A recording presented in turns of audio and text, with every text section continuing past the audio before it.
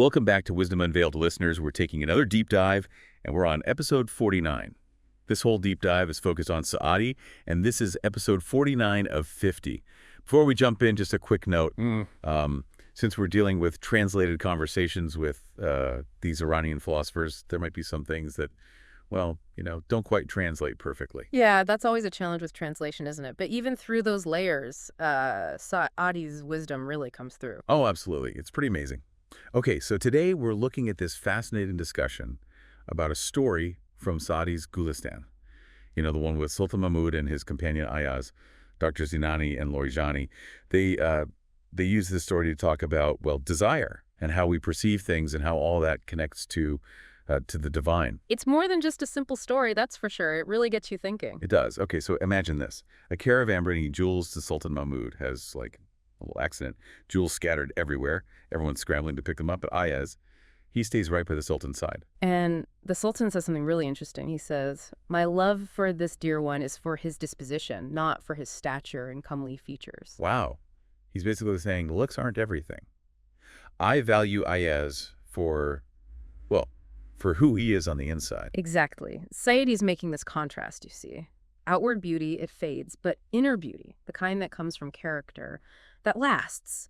And it's this contrast that leads to a really interesting discussion about desire. Okay, now this is where I need some help. The experts, they focus on that last line of Saadi's poem, the one that goes, "It is contrary to the way of holy men to desire from God anything but God." I mean, come on, isn't that a bit unrealistic? Don't we all desire things, even if we're, spiritual? Well, we do, but Dr. Dinani and Dr. Larijani, they make a distinction. They're saying that most desires are for, external things, right? Wealth or comfort. So is suggesting that there's a different level of desire, a deeper yearning for knowledge of the divine, a real connection with the source of everything. So it's about recognizing that there's this deeper longing within us. We want more than just, things. We're looking for something more. Exactly. But then this raises a big question. How can we even desire something we can't really grasp with our senses? How do we desire God? Okay, now my brain is starting to hurt. Yeah.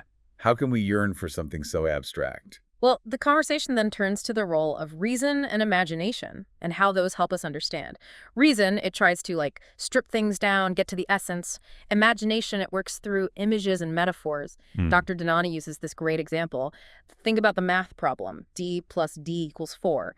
Reason works with that abstractly, but imagination, it needs to picture D as apples or oranges, something concrete. Oh, I see. It's like how we think about God. We might picture, I don't know, a king, a father, light, but ultimately those are just like stepping stones. Exactly. Saadi's suggesting that we can use those images, but we shouldn't get stuck on them. The divine, it's beyond our limited human understanding. So we're using both reason and imagination to try and approach something we can't fully grasp. That's the paradox of being human, isn't it?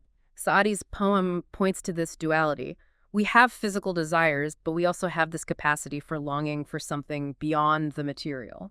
Right. We're physical beings, but with this pull towards something bigger than ourselves. Yeah. And that's where this idea of mavo isbat comes in. Roughly translated, it means annihilation and affirmation. Annihilation and affirmation. Yeah. Wow. Okay, what does that mean? So think of it as this constant back and forth. We get lost in the world, and then we find ourselves again in relation to something greater. Dr. Larijani, he compares it to the movement between our inner world and that outer world full of experiences. So sometimes we get caught up in all the stuff, the distractions, the desires, and we kind of lose sight of that deeper connection. And then maybe something happens, something that makes us look inward, and we remember that connection again. You got it. That movement, Mavo Isbat, it's part of what makes us human, and it's actually directly related to the story of Mahmud and Ayaz. Now that you mention it, yeah, their relationship seems to embody this idea. Why else would the Sultan value Ayaz so much? It wasn't just, superficial. There was something more. Exactly. Dr. Larijani, he explains that Ayaz was completely focused on the Sultan, not distracted by the treasures or anything. He was present with the Sultan in a way that went beyond the surface. So he was experiencing this fauna, right? A total absorption in the presence of the Sultan. That's amazing. And it brings us back to desiring the divine. Maybe true aliveness comes from being present to that connection, even with all the chaos in the world. Exactly. Saadi's reminding us that we can be alive in a deeper way, even as we're going through, the ups and downs of life. And that brings us to another fascinating layer of Saadi's wisdom. Okay, I am hooked. Tell me more. This part involves love itself. We usually think about love romantically, right?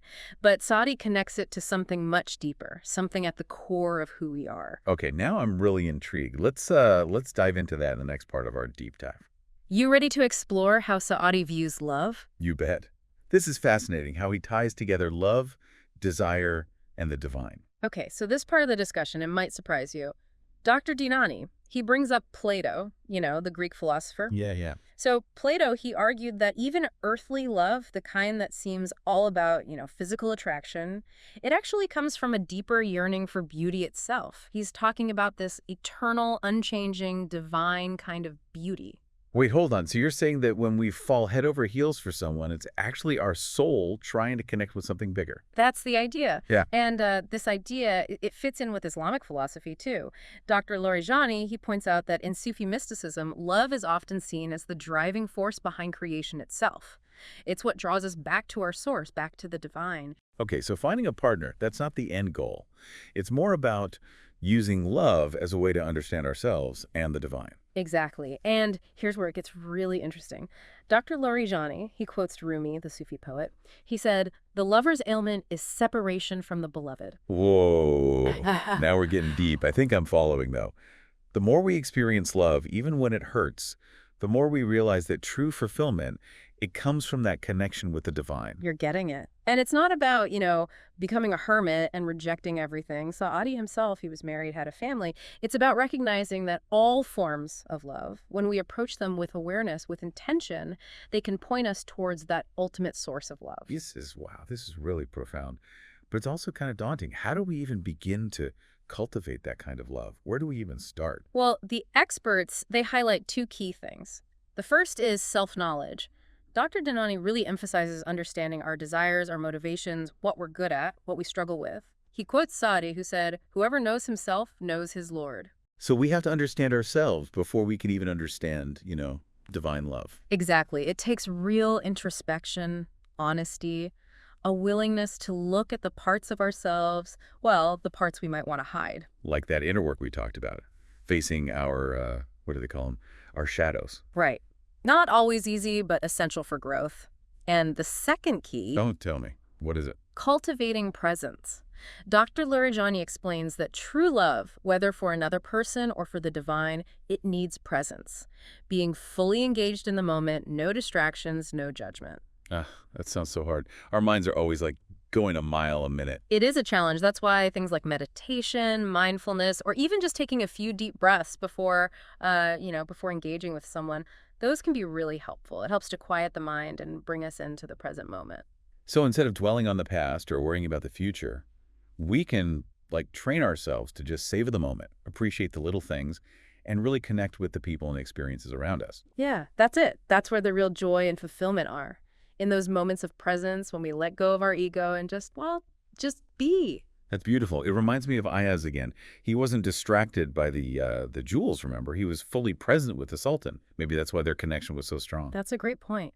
And a powerful reminder for all of us. The more we cultivate that presence in our own lives, the more open we become to deeper, more meaningful connections with others, with ourselves, and ultimately with the divine. This whole conversation is really making me rethink things. Yeah. Saadi, he's giving us this roadmap to a more fulfilling, more connected life. And love is the key. Love is a force for change, for connection, for true aliveness. I think I'm starting to get it. But I got to admit, this is a lot to take in. What's the one thing our listeners should walk away with from this episode? It's a tough one. If I had to pick, I'd say, don't be afraid to explore those deeper layers of love. Ooh, I like that. Can you explain that a little? What do you mean by exploring those deeper layers? Well, love in all its forms, romantic, familial, platonic, even the love we have for our passions, it can be this powerful force for growth and transformation. But we need to be intentional about it, Cultivate self-knowledge, practice presence, and recognize that divine spark within ourselves and everyone around us. Okay, yeah. Saadi's not just lecturing us about love. He's giving us a blueprint for a more meaningful life. Exactly. That's the power of Saadi's wisdom. But hold on, because there's one, find it maybe the most profound layer to explore. Okay, you've got me hooked. What is it? It has to do with the very essence of being. Dr. Dinani and Dr. Larijani, they bring up this concept of fana, a state of complete absorption in the divine, a merging of the self with the beloved. Ooh, now we're getting really mystical. I'm not even sure I understand what that means. Don't worry, we'll break it down. It's about going beyond the limits of our ego, that I that separates us from everything else, and experiencing this deep sense of unity with something much greater than ourselves. It sounds like the ultimate state of love and connection. But is that even possible in this lifetime? That's the big question, isn't it? And it's one we'll explore in the final part of our deep dive. Okay, so we're back and ready to tackle this idea of fana, that state of complete absorption in the divine. It's a big concept in a lot of mystical traditions, but it can be tough to really wrap your head around it, just logically. Yeah, I'm already feeling a little lost, to be honest. Mhm. But I'm sure Dr. Dinani and Dr. Larijani will be able to, help us understand. Oh, yeah, they do a great job. They start by explaining that fauna, it's not about, actually disappearing or anything. It's more about going beyond those limitations of our ego, the I, that separates us from everything else. So it's like letting go of our individual sense of self Mm-hmm. and merging with something much bigger. Exactly. Dr. Larijani, he uses this beautiful analogy. He compares it to, a drop of water falling into the ocean. Okay, I can see that. The drop, it loses its own individual shape, but it doesn't stop existing, right? It becomes a part of something huge, something limitless. Right. And in that merging, that union with the ocean, the drop kind of experiences this liberation, a freedom from those limits of its old self. So fauna, it's like the ocean is the divine and the drop is our ego, our individual self. Exactly. Wow, this is pretty deep stuff. But is fauna only for, saints and mystics? Or can, regular people experience it too? That's the question that Dr. Dinani and Dr. Larijani, they really wrestle with it. They say that, yeah, complete fauna is a rare state, really profound, but they also suggest that all of us, we can experience glimpses of it, in everyday life. Really? How? Give me some examples. I'd love to hear. They talk about moments of, really intense beauty or awe, times when you're so absorbed in something that you lose track of time, of yourself, everything. Oh, yeah. I've definitely had those moments, like when I'm listening to a piece of music that just, really moves me, or when I'm looking up at the stars and just feeling that sense of wonder. Yeah, exactly. In those moments, our ego kind of steps aside and we're just filled with this sense of wonder and connection. It's a taste of that unity that fauna points towards. So it's not about, rejecting the world or anything. It's more about cultivating a way of thinking that lets us have those moments of transcendence more often. Yeah, that's the idea. Dr. Larijani, he explains that it involves cultivating things like humility, gratitude, surrender. Ooh, those are tough ones, especially these days when everything's about, me, and achieving more. It's true. But Saadi, he reminds us that true fulfillment, it doesn't come from building up our ego. It comes from recognizing that we're all connected. It's about letting go of that need to, control everything and surrendering to something bigger than ourselves. And in that surrender, in that letting go, that's when we open ourselves up to this level of peace and joy that we can't even imagine. It makes me think of Ayaz again, his willingness to let go of his own desires, to just focus on the Sultan. That's what made their bond so special. You might be right. And it's a really powerful reminder for us. The more we cultivate surrender in our own lives, the more open we are to experiencing that deep connection with the divine. Wow, this is all pretty mind-blowing. But honestly, I'm still having trouble with fauna. It feels so abstract, so far away from my everyday life. I get it. But that's part of what makes this discussion so great. Dr. Dinani and Dr. Larijani, they don't try to oversimplify things. They acknowledge that it's hard to grasp these mystical ideas, Our human minds have limits. But they still want us to keep exploring, to keep looking for answers, to keep pushing the boundaries of what we think we know. Absolutely. Because even if we never fully reach that state of fauna, just trying, just working towards it, it can change us in really profound ways. It's about the journey, not the destination. Right. And Saadi's poetry, it's like a map, a guide for that journey. A journey of self-discovery, of love, of connection, and ultimately of returning to our source, to the divine. And it's a journey anyone can take, no matter who they are, what they believe. Yeah, that's what's so amazing about it. Saadi's wisdom, it's a gift. a treasure that we're supposed to share and cherish. So as we wrap up our deep dive into Saadi's world, let's take a moment, just to think about what really resonated with us. What are we taking away from this? What can we do in our daily lives to bring in more love, more presence, more surrender? Those are great questions. Ones that, ones we'll keep thinking about even after this episode is over. But for now, let's just appreciate Saadi, his timeless wisdom, and the inspiration he gives to people all over the world. And to you, dear listener, for joining us on this amazing journey. This has been Wisdom Unveiled, episode 49 of our 50-episode exploration of Saadi.